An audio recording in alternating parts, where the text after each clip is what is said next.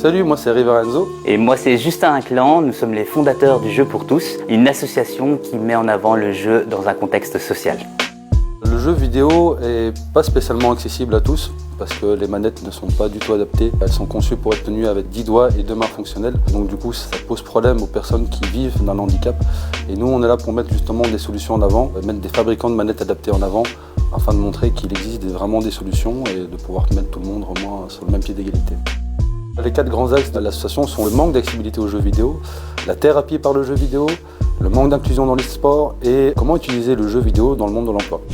Concrètement, ce qu'on fait, c'est de participer à des salons, sensibiliser les gens pour les manettes adaptées, notamment les référençant aux constructeurs et aussi en allant dans des institutions ou dans des écoles pour montrer qu'il y a des solutions. Il existe des joueurs en situation de handicap qui jouent aux jeux vidéo, on en connaît personnellement, qui sont même compétitifs. On connaît aussi d'autres personnes qui ne jouent pas aux jeux vidéo mais qui aimeraient bien jouer aux jeux vidéo. Et donc le but c'est justement d'apporter un idéal à tout à chacun et montrer qu'il existe d'autres personnes en situation de handicap qui jouent tout aussi bien qu'une personne valide. C'est ça le but du jeu vidéo, c'est de justement être tous sur un même pied d'égalité et en fait de pouvoir jouer et laisser ses talents de joueur, on va dire, s'exprimer. Ceci est un exemple de joystick adapté. Généralement, c'est pour les poignets.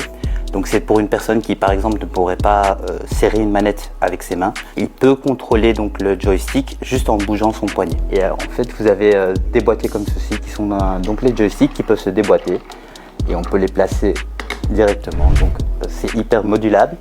Et à chaque fois, donc grâce au constructeur, on sait aussi les adapter selon chaque handicap. Le fait qu'on a de plus en plus de streamers qui sont en situation de handicap qui se présentent montre que c'est un milieu qui est totalement ouvert. Je pourrais comparer ça au sport. Le sport, on ne pourrait pas avoir une équipe avec une personne en situation de handicap et une personne valide.